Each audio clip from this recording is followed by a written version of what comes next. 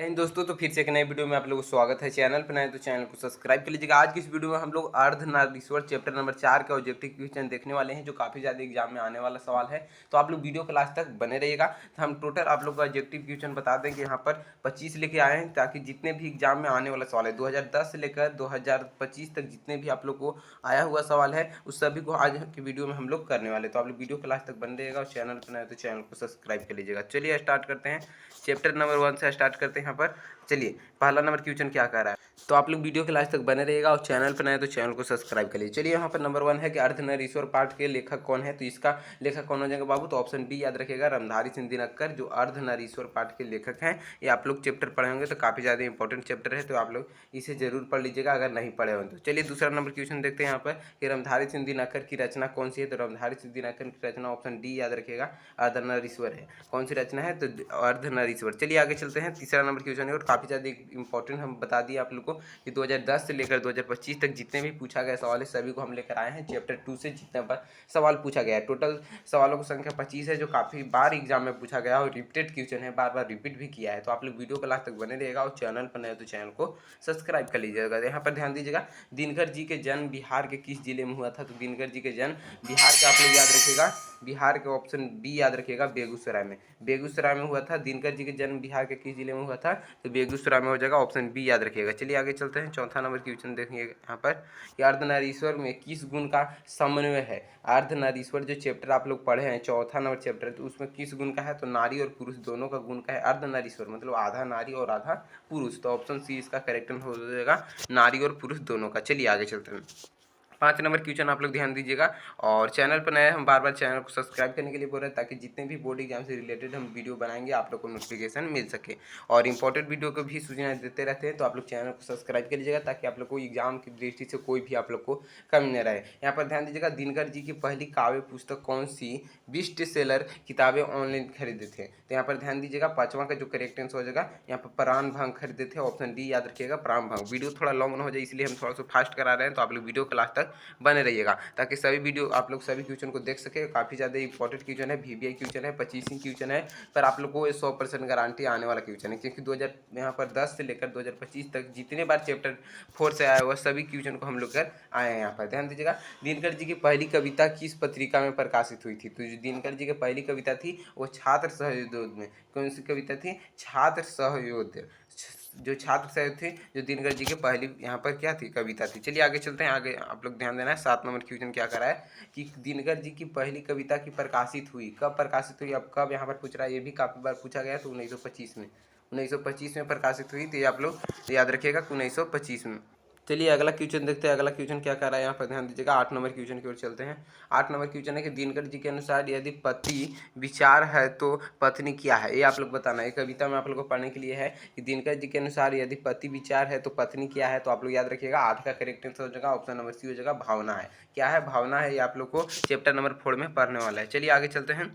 आगे चलते हैं। आप लोग ध्यान दीजिएगा, यहाँ पर बुद्ध और महावीर में नारियों को कौन से अधिकार दिया है। बुद्ध और महावीर ने नारियों को कौन से अधिकार दिया है। तो आप लोग याद रखिएगा, बुद्ध और महावीर ने नारियों को कौन सा अधिकार दिया है। तो 9 का करेक्ट आंसर ऑप्शन और बी हो जाएगा। यहाँ पर क्या दिया है, यहाँ पर भिक्षुणी के होना, भिक्षुणी होने का अधिकार दिया है, ऑप्शन बी याद रखिएगा, भिक्षुणी होने का अधिकार दिया है बुद्ध और यहाँ पर महावीर ने। चलिए आगे चलते हैं। 10 नंबर क्वेश्चन आप लोग याद रखिएगा। यहाँ पर 10 नंबर क्वेश्चन काफ़ी बार पूछा गया सवाल है बाबू, वीवीआई समझ लीजिए। क्या वीवीआई इंपॉर्टेंट है, बिल्कुल आप लोग 2026 बोर्ड एग्जाम में आने वाले हैं। तो यहाँ पुरुष जब नारी के गुण लेता है तब देवता बन जाता है, किंतु नारी जब गुण सीखते हैं तो यह राक्षस हो जाती है। यह किसकी कथन है, यह किसने कहा था कि जब पुरुष यहाँ पर क्या बनता है, देवता के गुण ले लेता है। जब अगर पुरुष, जब कोई देवता का मन बन जाता है और नारी अगर लेती है तो वो राक्षस के रूप बन जाती है। ये आप लोग को पढ़ने के लिए है। तो ये किसने बोला था, तो 10 का करेक्ट आंसर ऑप्शन और सी याद रखेगा, यहाँ पर प्रेमचंद्र का। ये कथन किसका है, प्रेमचंद्र ने बोले थे कि अगर पुरुष, जब पुरुष नारी के गुण लेता है तो वह देवता बन जाता है, पर नारी इस पुरुष का गुण लेता है वो राक्षस बन जाती है। चलिए आगे चलते हैं। आगे चलते हैं। आगे ध्यान दीजिएगा, यहाँ पर कि अर्धनारीश्वर का किस विद्या से संबंध है। तो अर्धनारीश्वर का विद्या आप लोग याद रखिएगा, एकांकी से संबंध है। एकांकी से संबंध हो जाएगा, ऑप्शन सी याद रखिएगा, एकांकी से हो जाएगा। चलिए आगे चलते हैं। 12 नंबर क्वेश्चन ध्यान दीजिएगा कि किसने अपने जीवन में अंतिम दिनों में नारीत्व की साधना की थी। किसने अपने जीवन में अंतिम दिनों में नारीत्व की साधना की थी। तो 12 का करेक्ट आंसर ऑप्शन और ये हो जाएगा, गांधी जी। गांधी जी ने किए थे, ऑप्शन ए याद रखिएगा, गांधी जी। चलिए आगे चलते हैं। आगे आप लोग ध्यान दीजिएगा 13 नंबर क्वेश्चन क्या कर रहा है कि अर्धनारीश्वर शंकर और पार्वती के किस प्रकार का रूप है। अर्धनारीश्वर शंकर और पार्वती के किस प्रकार का रूप है, तो ऑप्शन बी याद रखिएगा कालपीलित। कालपीलित रूप है, ऑप्शन बी याद रखिएगा कालपीलित। चलिए आगे चलते हैं, यहाँ पर ध्यान देना है 14 नंबर क्वेश्चन क्या कह रहा है कि प्रेमचंद्र के अनुसार नारी जब पुरुष के गुण सीखती है तब वह क्या हो जाती है। जब अगर पुरुष के गुण सीखेगी तो वह राक्षस हो जाएगी। क्या हो जाएगी, राक्षसी हो जाएगी। जब नारी पुरुष के गुण सीखती है तो वो क्या हो जाती है, तो राक्षसी हो जाती है। चलिए यहाँ पर ध्यान दीजिएगा 15 नंबर के निम्नलिखित में कौन सा रचना दिनकर जी की नहीं है। अब यहाँ पर आप लोग को बताना है कि दिनकर जी की कौन सी रचना नहीं है। तो यहाँ पर क्या हो जाएगा, उर्वशी भी दिनकर जी का है, रामश्री रथी भी। तो जूठन है जो दिनकर जी का रचना नहीं है, ऑप्शन सी याद रखिएगा, जूठन है जो दिनकर जी का रचना नहीं है। चलिए आगे चलते हैं, यहाँ पर निम्नलिखित में कौन सा रचना दिनकर जी की है। अब यहाँ पर आप लोग को दिनकर जी के बताना है, बहुत सारे दिनकर जी की रचना है, उसमें कौन है, तो 16 का करेक्ट आंसर देखिएगा। तो निम्नलिखित में यहाँ क्या है, क्या है, परशुराम की प्रतीक्षा। ये दिनकर जी की रचना है, परशुराम की प्रतीक्षा, ऑप्शन बी याद रखिएगा, परशुराम की प्रतीक्षा। ये काफ़ी बार एग्जाम में भी आया हुआ सवाल है, तो आप लोग याद रखिएगा। चलिए आगे चलते हैं, दिनकर को किस कृति पर भारतीय ज्ञानपीठ पुरस्कार मिला था। तो अब यहाँ पर ट्रिक बताए थे कि अगर किसी भी व्यक्ति को पीठ पर ज्ञान हो जाता है तो क्या होता है, उड़ने लगता है। क्या लगता है, उड़ने लगता है। तो ज्ञानपीठ पुरस्कार कब मिला था, तो उर्वशी पर। क्या मिला था, उर्वशी पर मिला था, ऑप्शन बी याद रखिएगा, उर्वशी पर। चलिए आगे चलते हैं, यहाँ पर ध्यान देना है 18 नंबर क्वेश्चन की ओर। 18 नंबर क्वेश्चन क्या कहता है कि युद्ध और शांति की समस्या पर लिखी गई काव्य कृति है। कौन सी है जो युद्ध और शांति की समस्या पर लिखी गई है, तो कुरुक्षेत्र है जो युद्ध और, तो यहाँ पर क्या है, शांति की समस्या पर लिखी गई कृति है। चलिए आगे चलते हैं, यहाँ पर ध्यान देना 19 नंबर क्वेश्चन पर कि अर्धनारीश्वर कल्पित रूप क्या है। अर्धनारीश्वर है जो कल्पित रूप क्या है, तो ऑप्शन ए याद रखिएगा, शिव और पार्वती का कल्पित रूप है।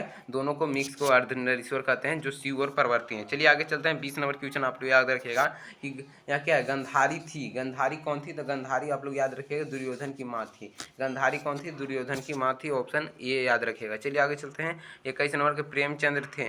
प्रेमचंद्र कौन थे, तो 21 का करेक्ट आंसर ऑप्शन और बी याद रखिएगा, यहाँ पर कथाकार। प्रेमचंद्र कौन थे, तो कथाकार थे, ऑप्शन बी याद रखिएगा। चलिए आगे चलते हैं 22 नंबर क्वेश्चन की ओर आप लोग ध्यान दीजिएगा। और जितने भी बच्चे चैनल पर नए हो चैनल को सब्सक्राइब कर लेंगे। जितने बच्चे चैनल पर नए हो चैनल को सब्सक्राइब कर लेंगे और वीडियो को लाइक कर दीजिएगा। चैनल को सब्सक्राइब कर वीडियो को लाइक कर दीजिएगा ताकि नोटिफिकेशन मिल सके। दिनकर जी का जन्म कब हुआ था। दिनकर जी का जन्म कब हुआ था, तो आप लोग याद रखिएगा दिनकर जी का जो जन्म हुआ, ये काफ़ी बार पूछा गया सवाल है, 30 सितंबर 1908 ईस्वी में। 23 सितंबर 1908 ईस्वी में पूछा गया सवाल है, 2023 और 24 लगातार पूछा गया सवाल है। चलिए आगे चलते हैं, आगे आप लोग ध्यान दीजिएगा, थोड़ा सा इसको हम बड़ा कर लेते हैं। चलिए 23 नंबर क्वेश्चन आप लोग बताइए। 23 नंबर क्वेश्चन आप लोग बताना है कि 23 नंबर क्वेश्चन क्या कर रहा है कि दिनकर जी किस युग के कवि हैं। दिनकर जी किस युग के कवि हैं, तो 23 का करेक्ट आंसर आप लोग याद रखिएगा, ऑप्शन सी हो जाएगा, छायादवार्दी। छायादवार्दी युग के कवि हैं, ऑप्शन सी इसका करेक्ट आंसर याद रखिएगा, छायादवार्दी युग के। चलिए यहाँ पर ध्यान देना है 24 नंबर क्वेश्चन क्या कहता है। 24 नंबर यहाँ पर काफ़ी बार पूछा गया सवाल है, 2025 से लगातार पूछ रहा है, 5 साल से लगातार सवाल पूछा गया सवाल है। तो आप लोग यहाँ पर ध्यान दीजिएगा, संस्कृति के 4 अध्याय किसकी कृति है। संस्कृति के 4 अध्याय किसकी कृति है, तो रामधारी सिंह दिनकर की। किसकी कृति है, तो रामधारी सिंह दिनकर की। आप लोग याद रखिएगा, काफ़ी बार एग्जाम में आया हुआ सवाल भी है। तो चलिए आगे चलते हैं, 25 नंबर क्वेश्चन यहाँ पर आप लोग को ध्यान रखना है।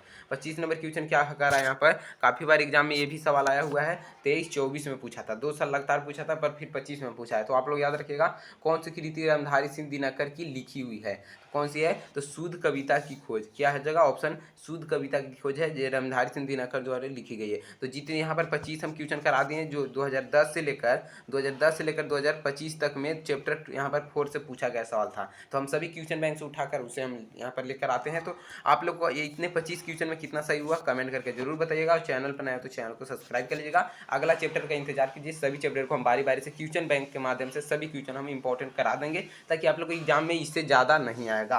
आप लोग को 200-250 ऑब्जेक्टिव पढ़ने की जरूरत नहीं है, मात्र 25 ऑब्जेक्टिव पढ़कर चैप्टर 4 आप लोग को कंप्लीट हो गया। तो जितने बच्चे चैनल पर नए हैं तो चैनल को सब्सक्राइब कर लीजिए और वीडियो को लाइक कर दीजिए। तो मिलते हैं नेक्स्ट वीडियो में। आप लोग चैनल पर नए हैं तो चैनल को सब्सक्राइब कर वीडियो को लाइक कर दीजिए।